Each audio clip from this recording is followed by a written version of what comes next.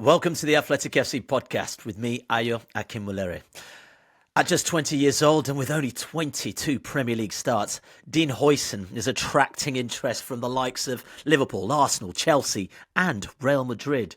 So what makes him so special and who might trigger his £50 million release clause? Here with us today, we have crunching the numbers, our senior data analyst, Mark Carey, and we've got Phil Hay with us as well. Right, let's get into this and hear from our football correspondent, David Ornstein, first on the level of interest on Huijsen.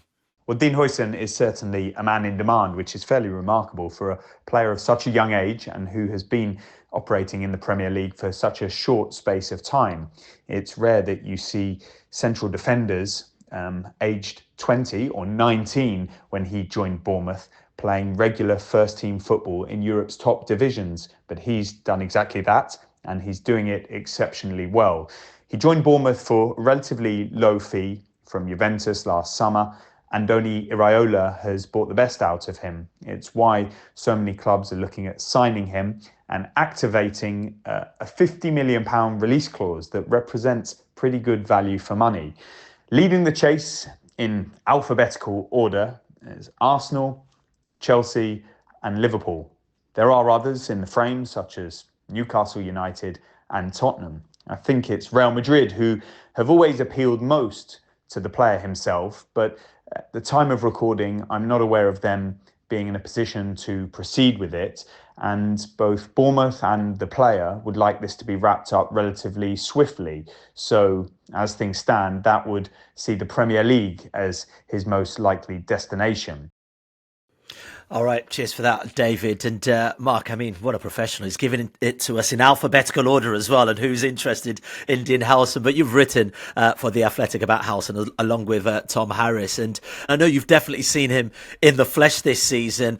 From your perspective, what has made him stand out so much when you've seen him on the pitch? Yeah, well, I've seen him a couple of times live this season, and in order to, because I was covering Bournemouth for a couple of those games, that I was doing some preparation for those games by watching back the full games, and every single one he did stand out in, which is quite telling, considering it's a central defender. Normally it's more the attacking players that you sort of see with such grace on the ball, but he is, I think, the modern day centre-back is probably the way that I would almost stick a headline on it, which is, credit to the style of play that he plays with. I think that, again, with a modern day centre-back, there's a lot of focus on what a player can do on the ball. When we're talking about a defender, typically it's their defensive acumen, which of course we can come on to, and he is very strong at. But I think as much as anything, when you think about the responsibility of a defender to start the team's build-up, more important now than ever, that he is really strong on the ball. I think he steps out really well in terms of carrying the ball, progressing the play and committing players towards him, which allows space to be opened up in other areas. Or if you step off him, then he can play a really piercing, fizzed pass into the midfielder. He can play on either foot with a diagonal to either side and spread the play as well. And to David's point, and I suppose that a key theme of this episode is that this is all when he was a teenager. I think he's only just turned 20 as well, so he's taking on all that responsibility. He's got that confidence and the ability himself to be able to execute those key actions. But thinking defensively as well, and I'm probably getting ahead of myself of answering your question, of subsequent questions all in one go, because I am very excited by the style that he plays in. But he is very front-footed off the ball as well. He's really comfortable coming into wide areas when fullback Milos Kerkez pushes up. He's comfortable in just coming more towards the touchline when he needs to. He doesn't get sort of scared by moving out of his position. He can jump forward really well and intercept and read the game really well. And of course, he's really physically able as well. I see different things, whether he's 6'5" or 6'6", but he's a tall lad, put it that way. I think there's still a bit of time for him to fill out.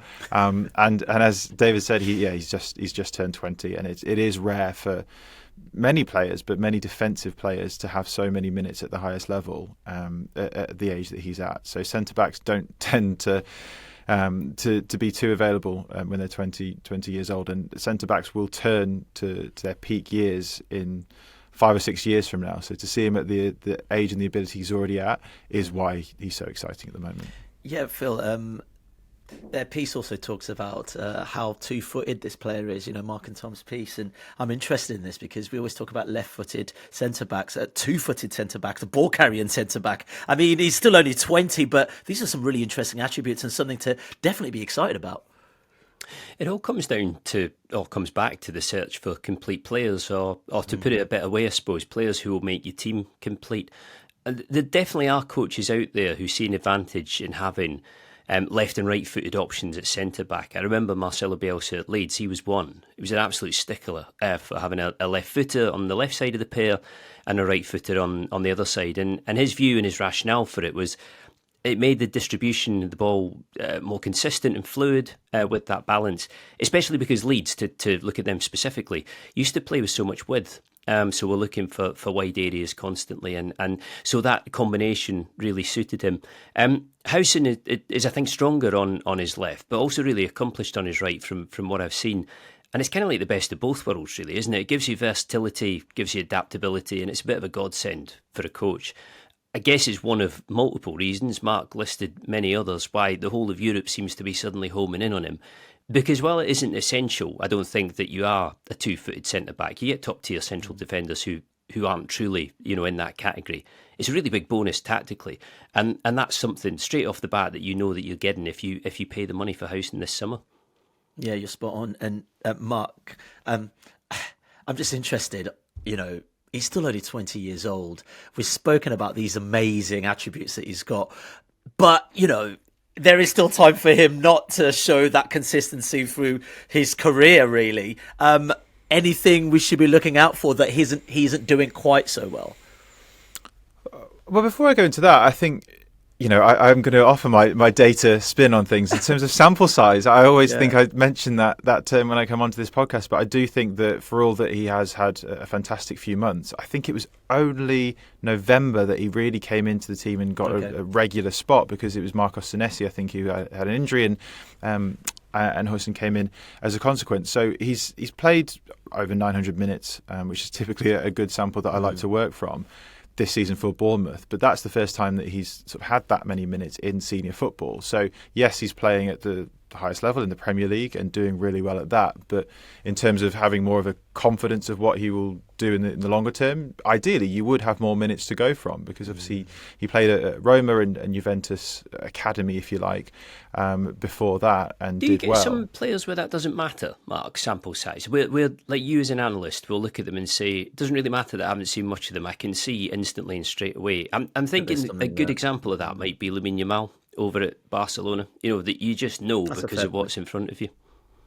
Yeah, no, I think it's really important point, and I think that especially with attacking players, you can see more because it's more on-ball events, and you've got more kind of opportunity to see what they can do. You can tell pace, you can tell trickery a mile off. I think sometimes with defenders and centre-backs specifically, how much have they been tested in certain situations? How much is it because of potentially they're doing really well from a team defensive standpoint, but it's because the central midfielder or the defensive midfielder is covering them really well? So how much is it individually them? How much is it a tactical thing? How much is it broadly what they're stylistically asked to do that's maybe covering certain attributes that they might have?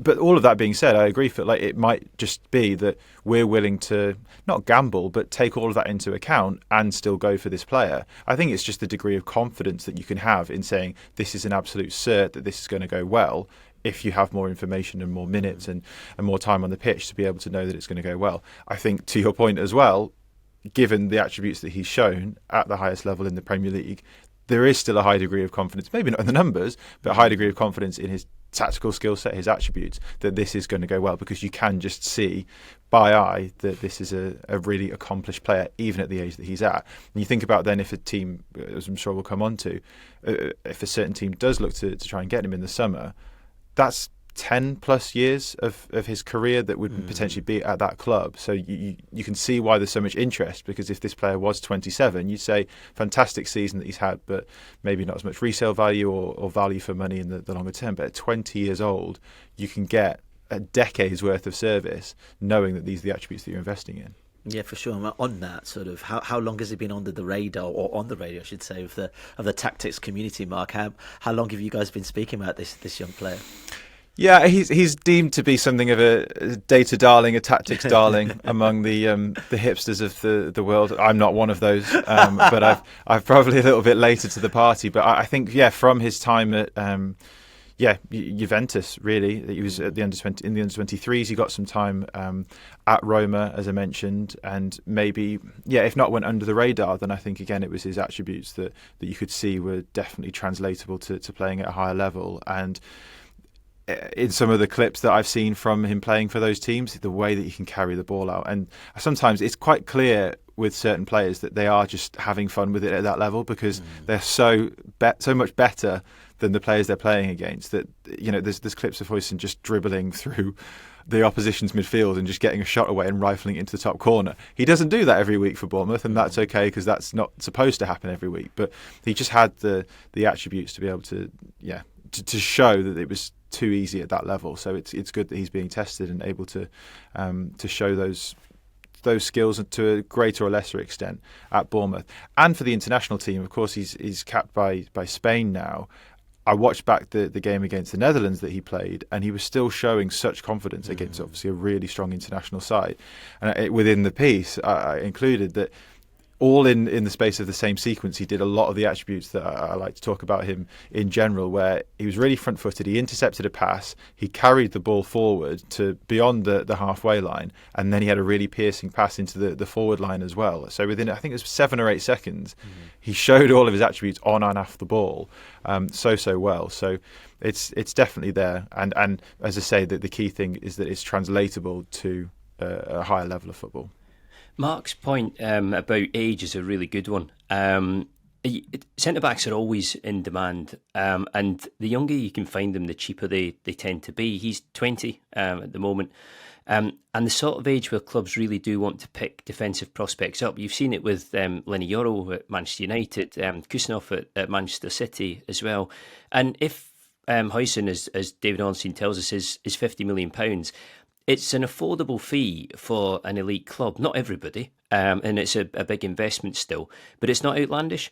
If you wait until a player has reached the status of, say, Gabriel or Saliba, to use 2 Arsenal examples, they're almost too expensive to buy. I suspect there's a really good reason why Real Madrid are almost parking their interest in Saliba while his contract at Arsenal runs down or until it ends. If Arsenal dig their heels in, he surely falls into something close to the £100 million bracket, something uber expensive where you really have to dig deep to make it happen. So, Huijsen does have a low number of Premier League appearances, but I've often wondered, and I'd be interested in Mark's view on this, because he almost seemed to say the opposite previously, but whether it's possibly slightly easier to punt on a player who's in that position, centre-back, than it is to gamble on, say, a winger or a number 9 attacking midfielder whose game is perhaps a little bit more predictable. Possibly it's easier to look at the core skills of a centre-back and say, they're absolutely there, let's spend the money. But equally, that might just be my perception. No, I think it's an interesting point. I think given that centre-backs don't peak until maybe 26, 27, 28, there's still a lot of time to nurture the skills that he clearly already kind of has, but to improve upon them. Whereas I think with attacking players, again, because it's biased towards what you do on the ball rather than off the ball and all the stuff that comes around it, you expect to see kind of an immediate impact. Even if the player is a prodigious teenager, you still want to see kind of output early on. But I think there's a bit more of a longer leash, shall we say, with centre-backs to make sure that fundamentally they're doing the right things, but there's a bit more kind of forgiveness in their attributes. And I think also going back to the question that you asked before, Ayo, which I don't know whether I fully answered in terms of maybe a couple of question marks over I was waiting for it. It's taken 3 answers, but come on, give it me now. Well, it shows just how much overwhelming sort of positivity there is around him. And the one thing from watching him that I'd maybe say is something that he maybe needs to improve upon is, and I included it within the piece, that he's maybe just sometimes a little bit overzealous within those front-footed actions. Sure. So if as an opposition player, again, this think about sample size. If he's a bit of an unknown quantity for a forward, normally it's the other way around, of trying to stop the forward from playing as a defender. But if the forward's thinking of Huijsen's behind him and think, okay, I know that he's going to be the type of player who's going to get tight the minute I receive the ball, then I can spin him and I can look to see where he is and just put a bit of pressure, or just keep him at arm's length, spin him, and then I'm I'm through. And that happened. It was in this Spain-Netherlands game that I mentioned before, where I think it was Memphis Depay who could see him coming, and then because Huijsen stepped out of his position from central defence, there was a huge gap that opened up for someone else to run into, and then of course that's potentially fatal for him and his team. You see, so I'd probably say that he maybe needs to channel that eagerness, that keenness to sometimes step in to try and nip attacks in the bud, and knowing when to drop off. And Virgil van Dijk being a key example of that, is really good at knowing when to just leave it, allow the player even to come onto you, but just keep your position, keep your space, maybe wait for them to make a mistake and then kind of go for it. So he doesn't need to show that he's this complete defender by taking an action bias to do something. I think there's a skill for a centre-back to know when to do something and when not to do something. And that's probably an area I think he can improve. Yeah, I mean, look, he's still so young. I mean, so much further to go in the game. But very quickly, Phil, where does this put Bournemouth? So much interest in. We've talked about the sample size being small and actually the release clause, and we'll go on to teams that might be interested a little later on. But you don't want to lose your best players, especially as they're gathering momentum in what we're trying to do. No, but bless them, what can they do? Specifically with Huijsen, that is the nature of a release clause. They've got no real power there unless there are other provisions or contingencies in it that give them a little bit more control, meet the value at the date when you're allowed to, and the player can leave. And it's not like it's an exorbitant sum either. It's really good money. Exactly. And Bournemouth doing what Bournemouth do, I could see them reinvesting that really well, because that's their kind of track record. But a number of clubs out there probably have the cash to do this, so it feels like it's a one-way street towards him leaving in the summer. I think that's pretty likely. I mean, for Bournemouth, they can't get away from their reality, which is that they're a bit ripe for the picking. Kerkers, does he go to Liverpool? Can they really hold on to Andoni Iraola for any great length of time? I feel like Kluivert has had a super season for them and is probably pricking a few ears and attracting a bit of attention. Unfortunately, there's a food chain in football, and in European terms, they're not at the top of it. And when it comes to Huijsen, they really seem pretty powerless in this, apart from to take the money. Okay, well, having discussed the level of interest in the defender, next we'll look at who might suit him best. Interesting stat that only Arsenal, Liverpool and Forest have conceded fewer goals than Bournemouth in the Premier League this season. Obviously, we've spoken about the release clause, and also I can see what the attraction might be for Liverpool. But Mark, from your perspective, how will he fit into Arne Slot's system at Liverpool from a tactics perspective? Yeah, I think, so, again, thinking tactically with the way that Andoni Iraola likes to play, quite aggressive across the whole pitch. I think that's in keeping with the way that Arne Slot likes to play. I think if you think of someone like maybe Murillo, who's getting really good reviews at Nottingham Forest, you would then put him in a Liverpool side, for example, or a side who's a bit more willing to play a higher line, then he might be, I was going to say a fish out of water, but he might have need more time to adapt, because it's a completely or a wholly different playing style. Whereas it would be a bit more congruent, a bit more consistent with the two styles between Bournemouth and Liverpool. So I think that would certainly play into his ability to hopefully hit the ground running if he were to go to Liverpool. I think that a lot of the talk this season has been about Virgil van Dijk maybe leaving and having succession planning for Virgil van Dijk in general. But if you get him in the building and then have the opportunity for Virgil van Dijk to nurture Huijsen as a player and nurture his skill sets, whether it's playing alongside him, as James mentioned, he's got the ability to play with both feet, as we mentioned, but play on either side, both left and right centre back. So he could play alongside him for a bit, and then eventually be the one to, if Virgil van Dijk is the one to leave in a couple of years, as his contract currently will be, then he can then step into those shoes, and you've got a bit more of a continued process. I think another thing which is interesting as well is if Trent Alexander-Arnold is going to leave this summer, is just how much you need to think about Liverpool's ball progression. Exactly, and yeah. You could try and just replace like for like, which is almost impossible given the skill set that Trent Alexander-Arnold has, but you still need to think of ways to have those switches of play, have those diagonal balls, have those those piercing through balls through the lines. And I think that that's another way that they can think of a way to have that within a centre-back and not necessarily a right-back, and just shuffle around how they get the ball from the defensive third to the middle third, or even straight into the final third with more balls played over the top or through balls. So again, thinking defensively, but also in terms of ball progression, on-ball stuff, I think that's a real attribute that Slot will value across the team rather than just trying to replace like for like Trent Alexander-Arnold on the right hand side. Yeah, Mark makes a really good point, Phil. And as he was saying that, this was literally what I was thinking. You know, we're talking about a modern centre-back here and maybe obsessing about the fact that he could be a successor to Virgil van Dijk. But if you've got a player that can carry the ball well, pass the ball well, play with both feet, who says defending or as a centre-back is all we see him as? We've seen it with Miles Lewis-Skelly. We've seen it with Trent Alexander-Arnold. We've seen it with John Stones slipping into midfield that Pep Guardiola likes to move around. I mean, it's not just defence we probably need to be looking at here, is that we've got an all-round player that can play all across the back line. Very much so. Guardiola's made that fashionable, hasn't he? The idea that quality, accomplished centre-backs who are good on the ball can move into midfield. Again, to go back to Bielsa, I used to see him do that a lot at Leeds, particularly when Calvin Phillips was injured, moving into that holding midfield role. You'd get Ben White playing there as an example, and others. It can be done. I think rationally, though, somebody has to replace Van Dijk at some stage down the line. You know, this new contract at Liverpool is going to squeeze the last drops of elite class out of him, I would have thought. And it's the right decision to keep him, definitely. But I'm not so sure there'll be another deal beyond it unless Van Dijk makes big concessions to stick around. You know, it feels like this will probably be it for him. So, who comes in further down the line?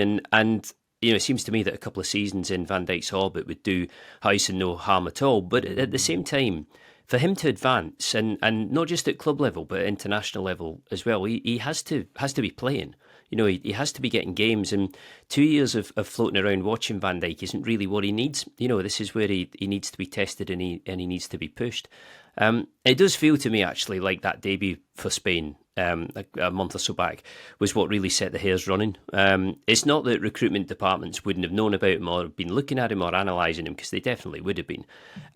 But the ease with which he slotted into that team, the quality of the pass to Yamal for that goal and so on, it's as if it's made everybody sit up and mobilise and decide, right, okay, now's the time, and I can see why. Yeah, and on needing to play as well, and you just mentioned it there. Is this why we could potentially, I mean, who knows what will happen, but potentially discount Arsenal? I mean, they're fully well stocked at the back, aren't they, Phil? Yeah, I mean, good players are good players, top players are top players, and clubs can almost never have enough of them. But, you know, you could see the sense in it to mitigate, for example, Real's interest in Saliba. If you feel a little bit like Van Dijk might be heading out of Liverpool in 2 years' time, if Saliba is off to the Bernabeu in 2 years' time, and granted Saliba plays on the other side to Huijsen favours, but, you know, if we're talking about somebody who can play in either position, then there is a potentially ready-made replacement at that point. I kind of question, though, whether Arsenal really need him at the moment, and I get the sense that when it comes to the summer, a number 9 will be where the bulk of their money goes, or at least where the bulk of their attention is trained on, and that is going to cost. So whether they have a spare £50 million to do Huijsen, I have my doubts, and I'm not totally convinced that Arteta would see it as a mega priority. Okay, well, away from those competing for the title, Chelsea are also amongst those hoping to sign Huijsen. I mean, we joke about Chelsea making another signing, Phil, but I mean, there's a compelling case there. Fofana's barely played. That back line, there are gaps there where he could probably see himself getting a lot of game time if he stays fit. It's a good sales pitch, but it feels a little bit like where someone trying to sell you something fills in the positive column heavily and leaves the rest of it empty. There was a really good piece this week, actually, that our new finance expert, Chris Weatherspoon, did, the bookkeeper as he's become known. And it was looking at Chelsea's accounts. I think there's probably no Premier League club who invite more scrutiny or focus on their accounts than Chelsea. And the one thing that he noticed was that the recent, you've seen the stories recently about the sale of property, the hotels, and also the women's team to companies connected to their ownership, some of which has still got to be sorted out by the Premier League.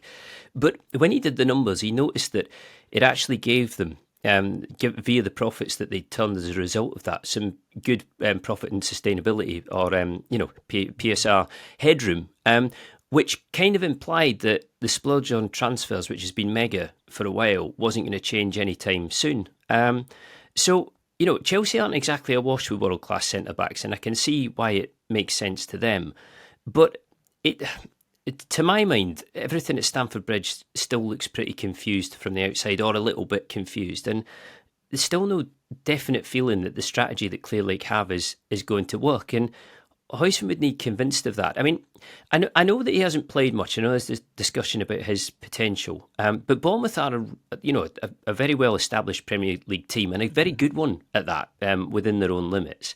And it kind of stands to reason for me that Huijsen's next move would be into the top bracket. And of course he has to meet those levels. But if you wanted to pluck a comparison, and this is from the coaching world, it's a bit like Xavi Alonso potentially going to Real Madrid. It's a big leap for Alonso. He'd be going right to the top. But what else would he be aiming for at this stage? Well, Huijsen isn't quite at the same point. He'll surely have the same thought in his head. And yes, I can see this appealing to Chelsea, and I see all the ways in which it fits with Chelsea's strategy. But it doesn't feel like necessarily a great move for him, or the best move out there. We've spoken on the podcast about, the lack of elite centre-forward options on the market. But, how different is it with centre-backs in particular?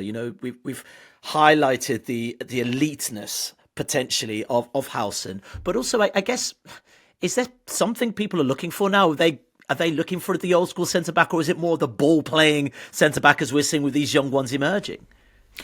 Yeah, I think that the way that people are sort of wanting to play more positional principles, it's probably more likely to have a player of Huijsen's skill set than I mentioned Murillo before, than maybe his, and he's a fantastic player but really well suited to the style of play that Nuno Espirito Santo likes to play as well. So I think it's probably geared more towards Huijsen's skill set. One thing I think which is worth mentioning as well in terms of one of his main attributes that then feeds into why it's so well regarded at the elite level is, I mentioned his ability to carry the ball as well. In the modern day there's so much sort of man-for-man marking where everyone kind of gets paired up, and if you've got the ability to have someone who may be slightly risky but he's got the confidence and the ability to step out and commit his man, maybe get past his man, then again it then creates a bit of a domino effect, and they can fall, and you can really unpick a team as a consequence. So if you've got a centre-back who's able to really puff his chest out and say, well, I'm going to then break this first line, then that can be really crucial from an attacking perspective because of the nature of the way that tactics is going now, more man for man. So I think that's really interesting as well in terms of his skill set. But there are still plenty of young centre-backs who are out there across Europe. I mean, David mentioned a lot of them, but thinking about in Portugal as well, Antonio Silva at Benfica has been spoken about quite widely for a couple of seasons now. The guys at Sporting CP, Gonçalo Inácio and Ousmane Diomande, have been spoken about with moves in the past couple of summers as well. In Italy, Giorgio Scalvino at Atalanta is really well regarded, a really good young centre-back. Mentioned Murillo. Murillo's only 22 years old, by the way, which is why I think he's another one that's being sort of highly coveted. I really like Jan-Paul van Hecker at Brighton. I think he's 24, had a really good season. He's another example of that sort of progressive player who's willing to break lines in possession and really kickstart his team's attack. So it's always going to be a challenge to find good young centre-backs that you can have for a long period, but it's maybe just a case of looking hard enough, maybe sometimes going further afield and maybe taking a chance on a younger player. As I say, with Bournemouth, it's gone from not playing too many minutes at Juventus's academy, again, shall we say, Roma for a short period of time, then to Bournemouth. Could an elite side maybe skip that Bournemouth phase, if you like, and take a chance on a teenager and say, actually, we can maybe get this player for a fraction of the price. I was going to say in the 10s, 20s in terms of millions. Save yourself money in the long term by just taking a little bit more of a risk and trying to find those young players before they kind of reach that bridge club, if you like, with the greatest of respect to Bournemouth, and invest early on and back yourself to have that player you know is going to be elite. Okay. Well, next we'll assess what options could sit away from the Premier League for the Spanish centre-back. Well, I'll tell you what, Mark, we did see in the Champions League just how unbalanced Real Madrid are as a team, especially centre-back. I mean, Rudiger is still doing the job, but, he's been there a fair bit. And, Militao probably hasn't played much of the season. I mean, it's sample size of games he's played. This could be potentially an interesting move for the young lad. Yeah, true. I mean, Aurelien Tchouameni has been having to deputise in centre-back for quite a bit of this season. Obviously not so much in recent weeks, but I think that the breakout season for Raul Asensio as well has been maybe making Real Madrid think twice, but they have had centre-back issues and had to stick a plaster on things for the short term. So I agree. I don't think Militao played too much last season as well. I think he had his injury issues. And Alaba's only just coming back from injury as well, right? So exactly, yeah, Alaba, yeah, and he's not well, he's not 20 years old, put it that way. So I think, again, thinking about the longer term, someone maybe, like Asensio and Huijsen together could be another one that for the next decade you could really set your centre-back pairing up. And for all that Real Madrid do like to sign fantastic players, you look at how much they do have kind of longevity across the squad. They do really like to, when they have a good player, keep them for a really long period, not least because where would you go if not Real Madrid? They are, right at the elite level, right at the top. So if they could maybe lock him down, then it certainly would be the case that he'd stay there for a long period. But yeah, I can see it. I mean, in terms of the step up, he's used to maybe being around elite environments. Of course, Bournemouth being an example of that, but especially with being brought through Juventus and Roma, knowing what it's like to play for a European giant. Whether or not he'd be able to settle in straight away, we don't know. Obviously, the language thing would be so easy to assimilate with the club in that way. But it's a massive move to go from Bournemouth to Real Madrid in that regard. The pressure, the scrutiny would be tenfold. But in terms of whether he'd fit and be suited to that, I suppose only time will tell. Yeah, Phil, I can't believe this is a player under Juve's nose, and they let him go. And it's such a shame because this happens in football all the time, right? A certain team doesn't fancy them, they end up being amazing elsewhere. But looking at the problems Juve have got right now, surely this is the kind of player they would love to have kept hold of. Oh, for sure. And look over at Fiorentina, who's scoring loads of goals for them as well. And there is a little bit of a trend, but as you say, it does happen elsewhere. I think circumstances were different, but it's a little bit like Cole Palmer going from Manchester City to Chelsea and suddenly looking at City and thinking, well, he wouldn't be hurting them at all if he was actually still there. There is a lack of balance in their team, but there is a lack of numbers defensively as well. They've been done in by injuries. They've been done in a little bit by the failure to recruit there. For all the talk of a new centre-back in January, they did nothing in the end, and it has left them short. They've gone big on the Galactico element more recently, Mbappe, Jude Bellingham. But they almost need to apply focus or switch focus to what it is that they actually need. And a centre-back is one of those things. So, all roads do kind of lead to somebody like Huijsen if you're planning for the future and for years ahead as opposed to the immediate problems that you have. Yeah, for sure. And they were also after Lenny Yoro before he went to Manchester United as well. Who knows if money was an issue there. I think I spoke to Guillermo yesterday. We had him on the show and he was saying, there are certain deals that Real Madrid just aren't doing right now. The Trent Alexander-Arnold one, for instance, if that is going to go ahead, it's a free. And, they'll make the money off the back end of it. But actually, in terms of transfer fees, they rarely go that high. Anyway, final question to the both of you. And we've gone around the houses in terms of where this player could possibly end up. Be honest. Does this feel like a likely Premier League destination? Or could we see him, in Spain? Could we see him at Bayern Munich? They're another team we've not spoken about that we're sort of sniffing around him as well. Phil, what do you reckon? Well, you gave us three options when you sent us through the notes for this. One was La Liga, one was Premier League, i.e. not Bournemouth, or one is stay where he is at the moment. I don't see happening. There's too much interest. I don't feel as if Real Madrid are going to push the boat out and get this one done. So to my mind, it will be a Premier League move for him, a top Premier League move. And I think however keen he is on Real Madrid, I think he and other people around him will probably push the virtue of a bit of continuity, geographical continuity in the sense of staying in the same league, staying in a league that you've got to grips with and that you know well. And I have a feeling that would probably be best for his career at this stage. Yeah, no, I agree. I absolutely agree. I think that the quality that he's shown in more of a difficult league in the Premier League than La Liga, for all that it might make sense personally for him to maybe make a move to La Liga. I think that his stock is as high as it is, has been currently, and that should continue in the Premier League. I think that, there's just no chance. I mean, as much as anything from the sources that we've heard, it looks like he's going to move in the summer. But if nothing else as well, if he were to stay at Bournemouth, the off chance that he would, the idea that they might get picked apart, then maybe even the manager going as well, that he might then sort of fade into the background and his stock might then reduce just as a consequence of the team as well. So if he's going to make a move, I think it should be this summer because his stock is at a premium, and then he can sort of build his career even further from here. Yeah, for sure. Oh, and listen, I'll come back with a St. Pauli shirt next time so we can enhance Carey's hipster credentials. Consider that done. Love it. Thanks, Phil. All right, gents, let's end it there. Phil, Mark, and David, thanks so much for your time. And thank you guys for watching as well. Don't forget to like and also subscribe to the channel. And also, make sure you leave us a comment as well. Thanks for watching. We're back soon. If you want to watch more episodes of the show, please subscribe to the channel. We'll be joined by the likes of David Ornstein, Matt Slater, Adam Crafton, Carl Anker, and plenty more through the season. If you'd like to listen to the episodes in full in audio form, search The Athletic FC wherever you get your podcast from.